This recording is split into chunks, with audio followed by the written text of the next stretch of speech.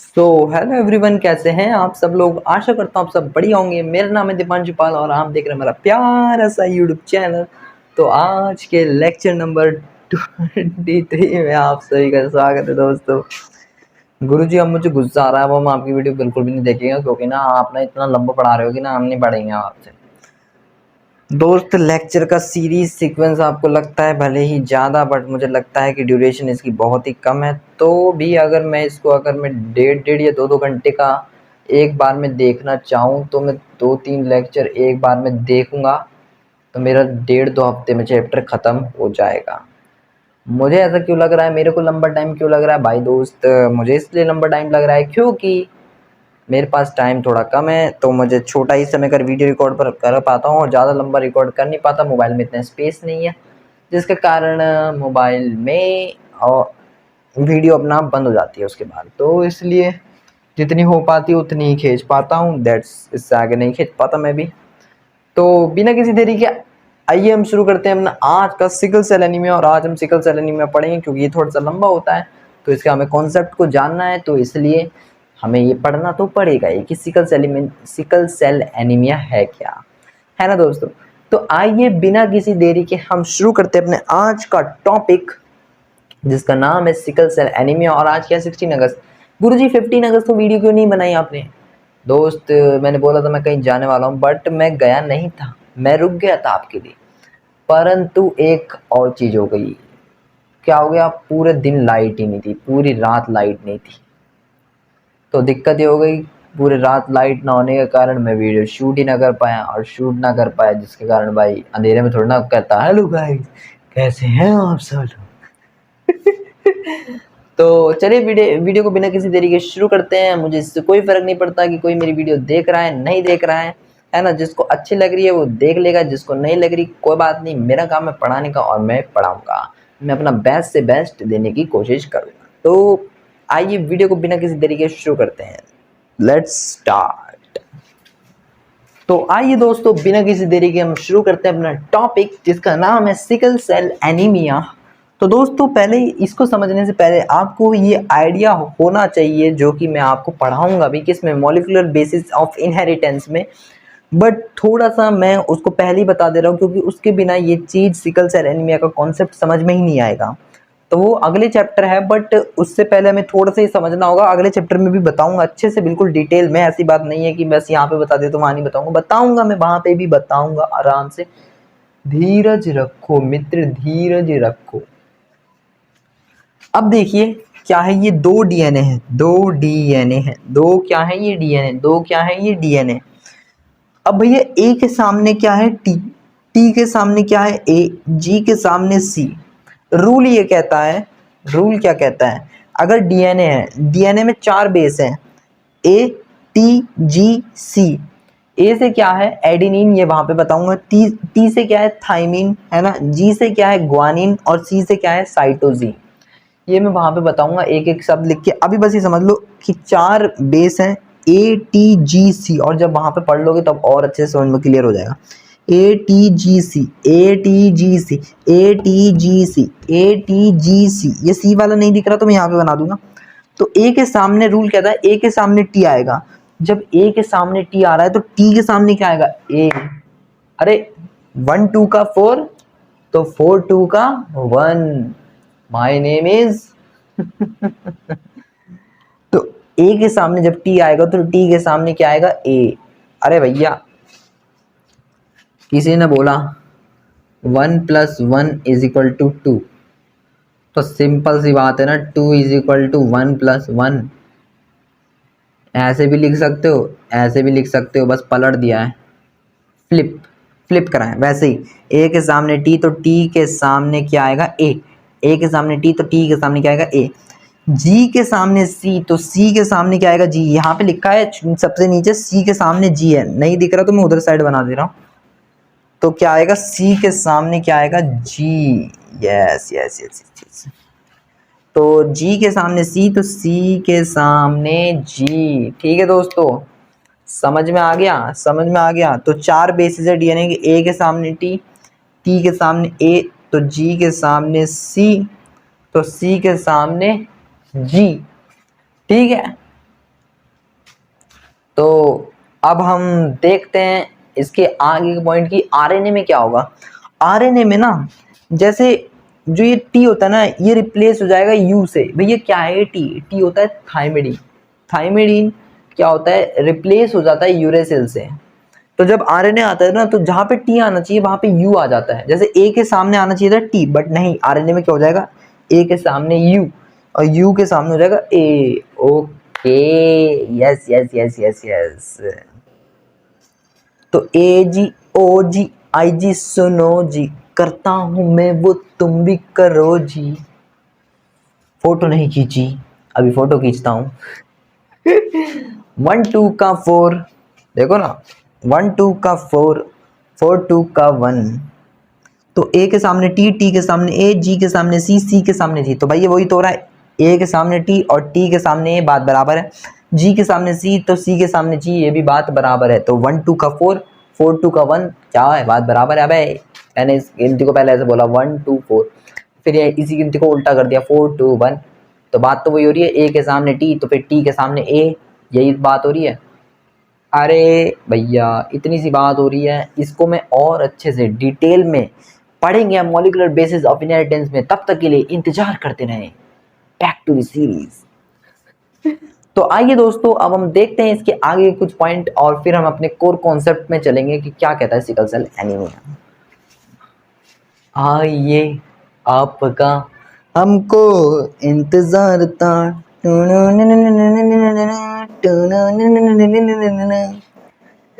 तो दोस्तों अब आप कॉपी में 10 का नोट डाल के लिखेंगे। आए गुरुजी कितने का, 100 का? ना 10 का 10 का 10 का। गुरुजी 10 रुपए नहीं है। तो कोई नहीं बेटा, ऐसे ही डाल के लिख लो नोट, सिर्फ नोट डाल के लिखना है मेरे को। तो कि आरएनए में क्या होगा, देखो डीएनए में तो क्या था, एडेनिन, मतलब ए के सामने क्या आ रहा था, टी। ए के सामने क्या आ रहा था, टी। देखो डीएनए में क्या हो रहा था, ए के सामने टी और टी के सामने ए। बट आरएनए में क्या होगा, आरएनए में देखना दोस्तों, आरएनए में क्या होगा कि इन आरएनए यूरेसिल प्रेजेंट है in place of thymine, thymine के सामने। तो थाइमिन, ये टी से थाइमिन था, तो टी की जगह अब आ जाएगा यू, यू है यू। तो ये आ गया, अब यहाँ पे टी की जगह यू हो जाएगा और यू की जगह ए। तो ये फंडा लगेगा, ये तो लेटेस्ट न्यूज़ है। तो ठीक है दोस्तों, तो अब हम बढ़ते हैं सिकल सेल एनीमिया के कॉन्सेप्ट पे। तो आइए दोस्तों, क्या होता है सिकल सेल एनीमिया, मतलब कैसे हो रहा है सिकल सेल एनीमिया, कैसे फॉर्म हो रहा है। तो आइए इसके कोर कॉन्सेप्ट पे चलते हैं। तो चलिए दोस्तों, आइए दोस्तों अब हम देखते हैं अपना कोर कॉन्सेप्ट। देखिए ये क्या है, डीएनए। ये जो डबल स्ट्रैंडेड दिख रहा है ना, ये पूरा का पूरा, ये 2 स्ट्रैंड जो दिख रही है, ये है डीएनए। अभी हम नॉर्मल वाला देख रहे हैं, मतलब जो नॉर्मल, जैसे हम और आप नॉर्मल जो ह्यूमन बॉडी है उसमें जो है ये कैसे होता है वो सीखेंगे। फिर दिक्कत आती कहाँ पे है वो देखेंगे, जिसके कारण वो सिकल सेल एनीमिया हो जाता है। वो दिक्कत होती कैसे है फिर वो देखेंगे। पहले नॉर्मल केस समझते हैं ना कि भैया पहले हम ये देखते हैं कि दिल कैसे पंप कर रहा है, किधर खून जा रहा है, किधर नहीं जा रहा। फिर बाद में देखते हैं ना कि उससे क्या क्या डिजीज़ होती हैं। तो फिर तब देखेंगे ना कि कैसे कैसे दिक्कतें आती हैं। तो पहले देखिए नॉर्मल पर्सन है, जैसे कोई नॉर्मल पर्सन है तो उसका डीएनए कुछ इस प्रकार से होगा। ये जो 3 बनाए ना, 3, ये पहला कोडोन है, ये सेकंड कोडोन है, ये थर्ड कोडोन है, ये फोर्थ कोडोन है, ये फिफ्थ कोडोन है, ये सिक्स्थ कोडोन है। First codon, second codon, third codon, fourth codon, fifth codon और सिक्स्थ कोडोन। तो जो भी दिक्कत होती है वो किस में होती है, सिक्स्थ कोडोन में। जो भी दिक्कत होती है वो किस में होती है, सिक्स्थ कोडोन में। जो भी दिक्कत आएगी वो किस में आएगी, सिक्स्थ कोडोन में। क्योंकि हमें समझना सिक्स्थ कोडोन ही है, तभी तो सिर्फ मैंने उसका लिखा है, बाकी सबका मैंने कुछ नहीं लिखा। कुछ लिखा क्या, बस मैंने 3-3 डंडे खींच दिए। क्योंकि यहाँ पे 3 बेस का एक कोडोन बनेगा, 3 बेस का एक कोडोन बनेगा, 3 बेस का एक कोडोन बनेगा, 3 बेस का एक कोडोन बनेगा। गुरुजी बार बार क्यों रिपीट करो, ताकि आपकी बुद्धि में घुस जाए। 3 बेस का क्या बनेगा, एक कोडोन बनेगा। तो ये 3, फिर ये 3, फिर ये 3, फिर ये 3, फिर ये 3, तो ये भी 3। अब रूल क्या कहता है डीएनए में, जी के सामने क्या आएगा, सी, ए के सामने क्या आएगा, टी। जिसको याद नहीं है कॉपी पलटो, अभी जस्ट जो करवाया उसको नोट से देख लो, अभी की याद नहीं हो रहा उसको देखो कि जी के सामने आएगा सी, ए के सामने टी। गुरुजी यू तो नहीं आएगा ना, नहीं डीएनए चल रहा है, यू कब आएगा आरएनए में, आरएनए में यू कब आएगा आरएनए में। तो जी के सामने सी, ए के सामने टी, जी के सामने सी, ठीक है। अब आपको पता नहीं है बट मैं आपको अगले चैप्टर में बताऊंगा कि डीएनए से क्या बनता है, आरएनए बनता है, आरएनए से क्या बनता है, प्रोटीन। तो अभी बस ये जान लो कि ये डीएनए था, डीएनए से क्या बना आरएनए, आरएनए से क्या बन रहा है, प्रोटीन, बस इतना जान लीजिए। अब मान लो इसके बाद आरएनए बना, आरएनए बना तो फर्स्ट कोडोन की फर्स्ट कोडोन, सेकंड कोडोन की सेकंड कोडोन, थर्ड कोडोन की थर्ड कोडोन, फोर्थ कोडोन की फोर्थ कोडोन, फिफ्थ कोडोन की फिफ्थ कोडोन। अब देखो जब एमआरएनए बनता है ना तो इसमें भी तो विपरीत चलेगा ना। तो सी के सामने क्या आएगा जी, सी के सामने क्या आएगा जी, टी के सामने क्या आएगा ए। गुरुजी यू तो नहीं आएगा, अरे यू कब रिप्लेस होता है, मतलब यू कब आता है, टी को, जब टी होगा यहाँ पे तब यू आएगा। तो सी के सामने जी, टी के सामने ए, सी के सामने जी। अब देखो ये first codon, second codon, third codon, fourth codon, fifth codon, ये सिक्स्थ कोडन। अब जब प्रोटीन बनेगा तो ये पहला अमीनो एसिड, ये सेकंड अमीनो एसिड, ये थर्ड अमीनो एसिड, ये चौथा अमीनो एसिड, ए लिखा है मतलब अमीनो एसिड, ये पहला अमीनो एसिड, ये चौथा अमीनो एसिड, ये तीसरा अमीनो एसिड, ये चौथा अमीनो एसिड, ये पांचवा अमीनो एसिड, छठा में कौन सा होगा, ग्लूटामिक अमीनो एसिड। इससे कौन सा बनता है, ग्लूटामिक अमीनो एसिड। इससे कौन सा बनता है, ग्लूटामिक अमीनो एसिड। इससे कौन सा बनता है, ग्लूटामिक अमीनो एसिड। तो ये ग्लूटामिक अमीनो एसिड है, इसको ये असल में हो किस में रहा है, बीटा चेन ऑफ हीमोग्लोबिन। देखो हीमोग्लोबिन में दो होते हैं, एक अल्फा चेन एक बीटा चेन, तो ये बीटा चेन वाले में हो रहा है। एनसीईआरटी में एक एक लाइन ये साफ साफ लिखा है, beta chain of haemoglobin, beta chain haemoglobin. पूछ लेता है एक मार्क्स के क्वेश्चन में किस में हो रहा है, अल्फा में या बीटा में, तो याद रखना बीटा में हो रहा है, बीटा में। ये भी नॉर्मल केस है, अभी इसी में बीमारी भी होगी। आइए दोस्तों बीमारी को समझते हैं क्या दिक्कत है। आइए दोस्तों अब हम देखने जा रहे हैं अपना अफेक्टेड पर्सन। मतलब पहले हमने नॉर्मल देख लिया कि नॉर्मल में क्या क्या होता है, मतलब जो ठीक ठाक बंदा है, मतलब जो सही है, जिसको बीमारी नहीं है, उसके बारे में देखा। अब देखते हैं दिक्कत आती कहाँ पे, म्यूटेशन हो कहाँ पे रहा है, कि क्या चेंजेस हुए जिसके कारण उसे सिकल सेल एनीमिया हो गया। आइए तो उस चीज़ को मैं अंडरलाइन भी करता हुआ चलूँगा। तो देखिए ये पहली codon, second codon, third codon, fourth codon, fifth codon और ये सिक्स्थ कोडोन।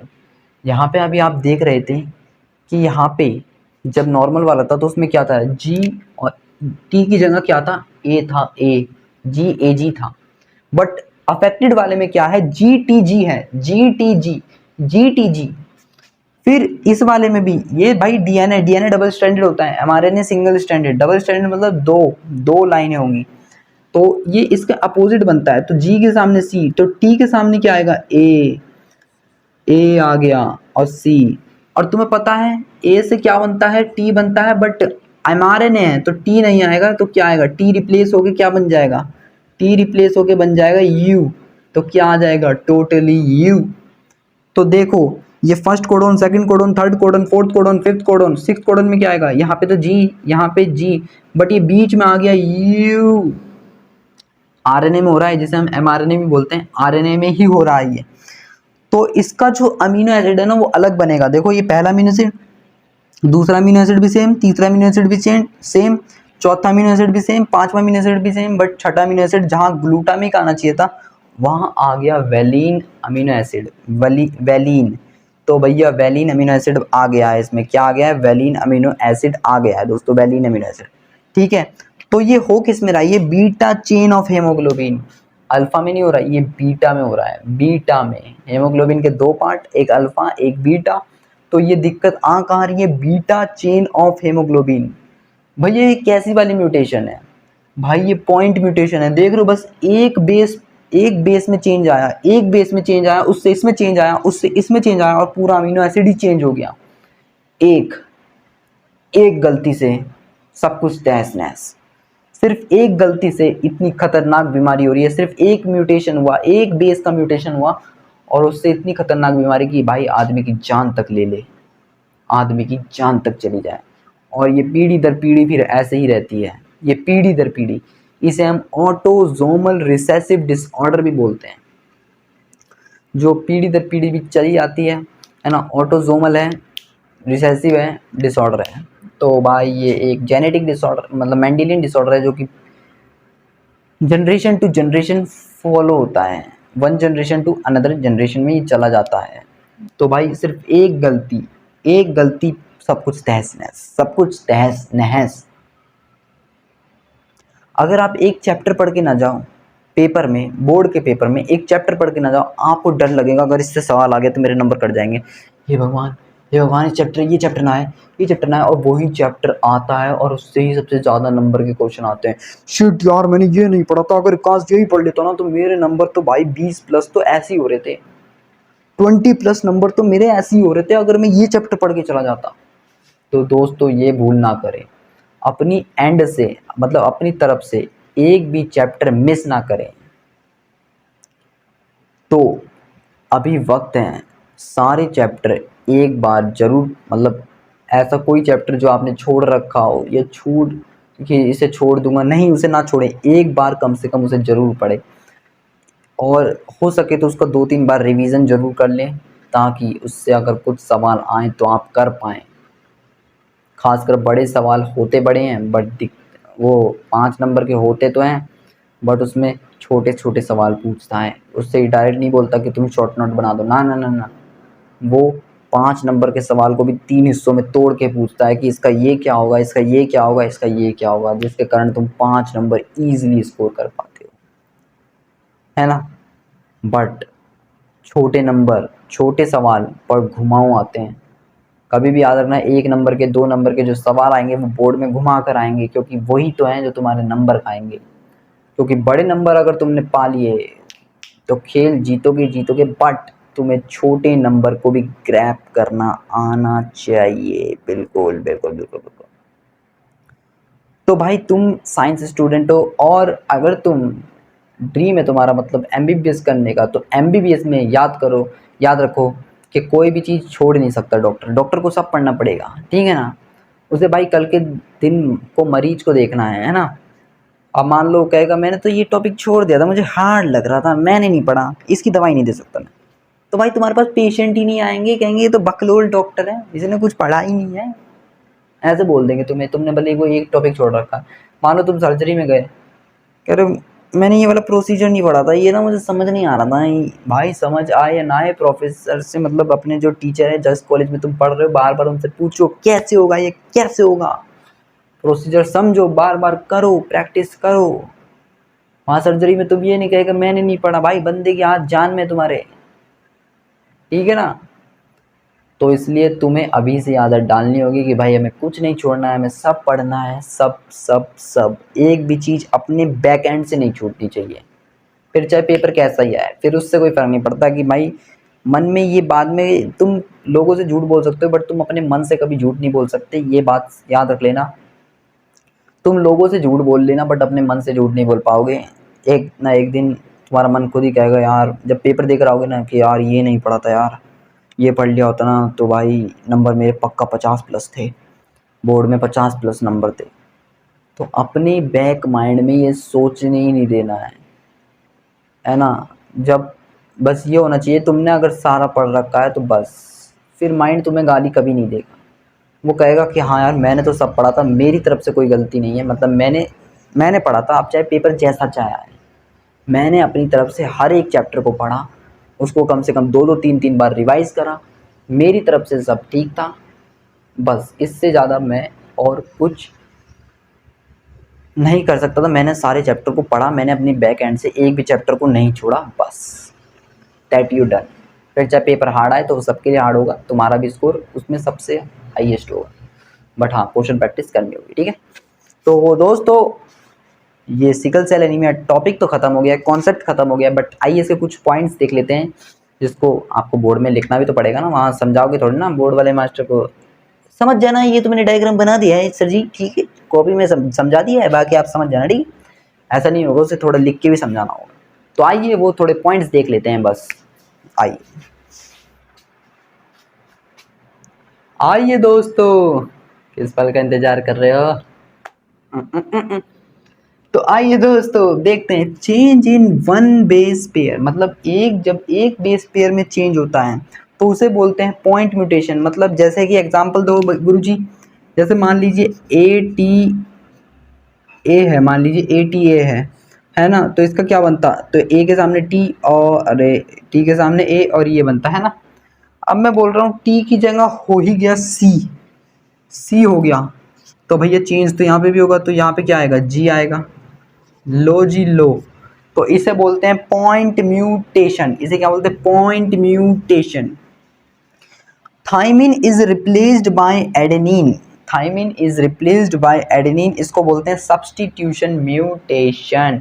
इसको क्या बोलते हैं, सब्स्टिट्यूशन म्यूटेशन। तो दोस्तों यही थे बस 2 पॉइंट जो समझ समझाने थे। बाकी सिकल सेल एनीमिया आपका ख़त्म होता है यहीं पे। तो फिर मिलेंगे, है ना। और जिस किसी ने वीडियो को लाइक नहीं करा, लाइक करें, चैनल को सब्सक्राइब नहीं करा, सब्सक्राइब करें, बेल नोटिफिकेशन का बटन दबा लें ताकि अगले लेक्चर की नोटिफिकेशन आप तक पहुंच जाए। और दोस्तों चैनल को सब्सक्राइब कर लें, क्योंकि अगर आप करना भूल गए तो शायद ये चैनल आपके हाथ से निकल जाए। और वीडियो को ज़्यादा से ज़्यादा शेयर करें। तब तक एक गाना हो जाए ना, नीले नीले अंबर में चांद जब आए, नहीं ये मज़ेदार नहीं है, बायो की फॉर्म में गाते हैं। नीले नीले अंबर पे बायोलॉजी का टीचर आए हैं, ना ऐसा कोई टीचर हो ना ऐसा कोई स्टूडेंट हो। आगे क्या था, आगे क्या था, जो पेपर में 90+ लिया है। दोस्तों तो ये तो था बकवास गाना, तो इसको तो मारो गोली। गुरुजी आई से साढ़े गाने मत गाया करो हमारे सामने। तो दोस्तों अब हम चलते हैं, है ना, जन्मों के साथी हम साथ साथ हैं। तो मैं तो तुम्हारा साथ नहीं छोड़ूंगा, पर तुम भी मेरा साथ मत छोड़ो, नहीं तो बोर्ड में आपको दिक्कत हो सकती है। तो साथ निभाएंगे, क्योंकि जन्मों के साथी हम साथ साथ हैं फूलों में। तो चलिए दोस्तों वहीं पे रखते हैं, तब तक के लिए अपना ध्यान रखें। और असली इंडिपेंडेंस डे, मतलब इंडिया का, अपनी इंडिया का इंडिपेंडेंस डे 15 अगस्त को था और है, रहेगा हमेशा, है ना, आगे भी। बट अपना इंडिपेंडेंस डे, अपना खुद का इंडिपेंडेंस डे जब आएगा जब हम खुद चीज़ों को खरीद पाएंगे, है ना, अपनी इच्छा अनुसार जो चीज़ हमें पसंद आ रही है हम उसे खरीद पाएंगे, है ना। हम जहाँ जहाँ चाहे वहाँ रह पाएंगे, कहीं भी घूम पाएंगे, है ना। जब हम टोटली इंडिपेंडेंट हो पाएंगे, मतलब इंडिपेंडेंट का मतलब ये नहीं, पर हाँ, जैसे मम्मी पापा से आप हर चीज़ के लिए पैसे मांगते हैं ना, कि मम्मी ये दिला दो वो दिला दो, जिद करते हो, तो खुद ऐसा बनो कि जिद ना करनी पड़े। तो तब हमारा असली इंडिपेंडेंट डे होगा, हमारा खुद का, खुद वाला। इंडिया वाला तो 15 अगस्त को होगा ही, हमारा खुद का इंडिपेंडेंट डे कब होगा, जब हमें मम्मी पापा से पैसे मांगने की ज़रूरत नहीं पड़ेगी, हम खुद अपनी मर्ज़ी से चीज़ें खरीद सकते हैं। हमें पसंद आ रही है तो हम खरीद पाएंगे, है ना। हम जहाँ मर्ज़ी वहाँ घूम पाएंगे, फ़ॉरेन में कहीं भी। तो दोस्तों गोल लो इतने बड़े बड़े हैं, क्योंकि जब तक बड़ा सोचोगे नहीं तब तक बड़ा करोगे कैसे। तो ठीक है दोस्तों, तो यही गोल रखो अपना। और जब भी पढ़ाई का मन ना करे तो यही सोचो कि मुझे क्यों पढ़ना है, मुझे अपने लिए, अपने मॉम डैड के लिए पढ़ना है, और मुझे अपने सारे ड्रीम्स अचीव करने हैं। तो यही गोल होना चाहिए हर एक स्टूडेंट का, है ना। तो बाकी आपका अलग अलग रीज़न भी हो सकता है, किसी ने आपका मजाक उड़ाया तो वो आपका अलग रीज़न हो सकता है। तो भाई वो आपकी पर्सनल चॉइस है कि फिर आपका गोल क्या होता है, ठीक है। तो बाकी तो मैंने बता दिया है कि अगर जिसको समझ नहीं आ रहा कि भैया मेरा गोल क्या होना चाहिए, तो मैं बता रहा हूँ उसका गोल कुछ इस प्रकार से होना चाहिए, ठीक है ना। और जब भी पढ़ने का मन ना करे तो दूसरा ऑप्शन भी है, मॉम डैड की शक्ल देखा करो भाई, वो बरसात हो, गर्मी हो, सर्दी हो, फिर भी वो ऑफिस जाते हैं, काम पे जाते हैं सिर्फ तुम्हारे लिए, क्योंकि उन्हें पता है अगर वो ऑफिस नहीं जाएंगे तो घर में खाना कैसे आएगा। तो यही कुछ बातें हैं दोस्तों, है ना। तो इसमें हंसने वाली तो कोई बात नहीं है वैसे तो, है ना। बाकी यही बातें हैं दोस्तों। तो फिर मिलते हैं अगले लेक्चर में, और तब तक के लिए पढ़ते रहें, हंसते रहें, मुस्कुराते रहें, और लोड ना लें बिल्कुल भी। तब तक के लिए थैंक यू वेरी मच।